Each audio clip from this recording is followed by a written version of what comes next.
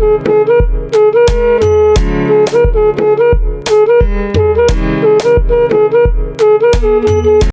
what's up guys, it's your girl Sugar Sade. Welcome back to my channel.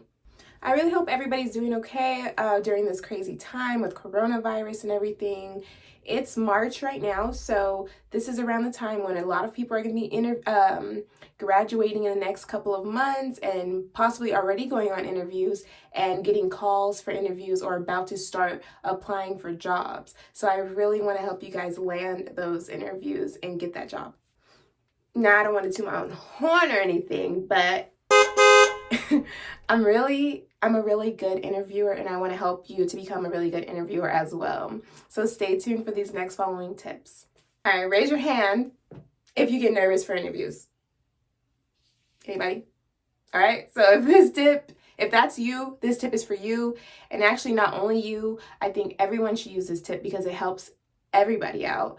And that tip is to try to be as relaxed as possible. Try to get there at least 15 to 30 minutes early and make small conversation with any and everybody that comes in your path. I know it sounds crazy, but this really helps you to loosen up and to get comfortable talking. So what I do, I come into the interview, I talk to the person in the lobby. Hi, how was your day? Blah, blah, blah. Make some little random conversation. Then when you go in to check in with your interview, like talk to, if there's other people waiting, talk to the other candidates that are waiting there. You know, just ask them, oh, is this your first job? Oh, whatever you want, just to get yourself comfortable talking and like just break the ice.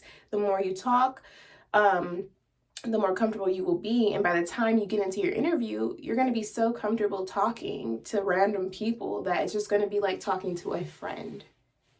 Trust me, it works every time. Imagine if you didn't do this. You go in, you get there 15 minutes early because you want to be on time for this interview. You sit there in the lobby. Everyone's dead silent. Everyone's either on their phone or shaking their leg and just sitting there, and you're just tense. And all you have to do is think about this interview and the pressure and all the questions, and you're just getting, your hands are sweaty and you just haven't spoken a peep since you got there. And by the time you go into the interview, the first sound that comes out is like, oh, like a little, your voice cracks and that throws you off. So just to avoid all that unnecessary drama, just talk to people in the meantime. Try it out. So that was a tip for what to do on the day of the interview. I want to tell you what to do before the interview. Never, ever, ever go into an interview unprepared. If you get an interview, the moment you accept the interview, you need to hop on your laptop or computer or whatever and start researching not only the hospital, their mission and values. You need to also research your position and what kind of duties you'll be doing and what kind of patients or clients or whatever you may have.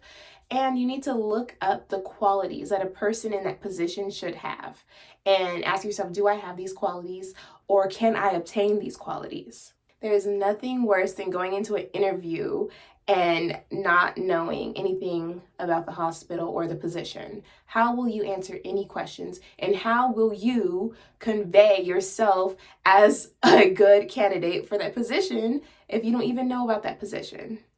Makes sense, right? Anytime anyone asks me, what is the key to getting hired? I will always 110% tell you that the key to getting hired is not to be the most qualified candidate. It's not, unfortunately. I mean, you think it would be, but it's not. The key is to get the interviewer to like you. Bottom line, they will pick somebody that they liked and they had a connection with and they felt like they had a good vibe with over someone that was a robot and had all the perfect answers. Think of it this way. There's always going to be multiple people applying for a position that are equally as qualified as you or maybe even more qualified, right? So how will you stand out? If you leave the interview and the interviewer has to think and say, man, I don't know what it is, but I just like that person. I really would like to work with that person, or that person seems like a really nice human being. They're going to pick you because that's going to make you stand out over everyone else who has said all the same right answers, because a good interviewer will be prepared and they will say the right answers. So that's what's going to make you stand out. Get them to like you. Maybe say a joke if it's appropriate. Maybe be more lighthearted. Be yourself. Talk to the interviewer like they are your friend. And that leads me into my next point. If you talk to the interviewer as if they're your friend, and I don't mean like, hey, yo, what's up? Like, no, I don't mean like be dumb and like do something like that. But what I mean is talk to them like they're a normal human being. Because why? That's going to make them feel more comfortable. It's going to make you feel more comfortable. And if an interviewer has to take out a dictionary to understand what you're saying, that's not a good look. We all know that you're smart. You have your degree, you have your credentials. You don't need to prove how smart you are by using $1,000,000 words that you had to look up. That's not gonna flow in conversation. It's better to just keep your points simple and short and to the point, rather than having to memorize this whole long monologue with dictionary terms and all this complex language. It's not impressing anybody, believe me. Not only is that not going to impress anybody, but it's going to make you seem more rehearsed and less genuine. You're going to be spending more time looking up like this, trying to think, what was that paragraph that I memorized? What was that word that I used? Rather than if you just spoke naturally from the heart, and if you were prepared ahead of time and you just express it in your own words. They're going to catch and grasp onto that way more than the alternative. Another tip that I have, and that has really helped me, surprisingly on accident, is to always have a really, really, really good portfolio, even if it's not for like a new grad position, because I know portfolios are normally required for only new grad positions.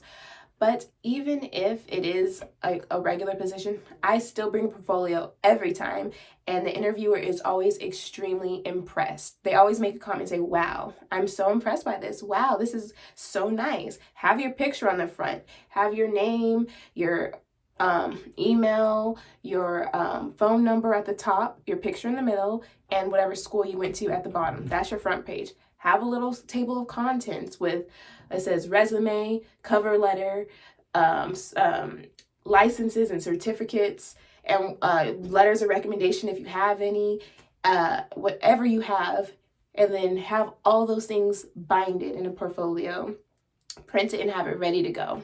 Boom. That's gonna really impress them, and they're gonna think, wow, this person really went the extra mile and they really are very qualified. It works every time, I'm telling you. Now that I've talked about preparing for the interview, I want to give you a few tips on what to do during your interview. And tip number 1 is, if they ask you a question and you don't know the answer, never, ever, ever allow yourself to say, I don't know. You can go ahead and cross yourself off the list, because if you don't know, then I don't know why I should hire you.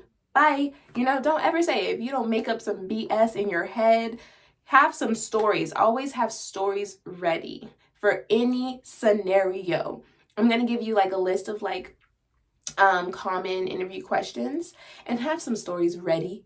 Even if you have a question and you've never experienced something like that, make up a story of how you think that you would respond, because saying I don't know is never acceptable.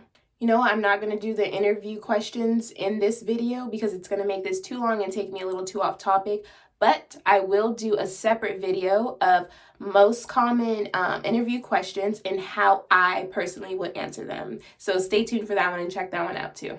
So yeah, bottom line, be confident, be yourself, be genuine, be prepared. And at the end of the interview, always be polite. Always thank them for, taking the time.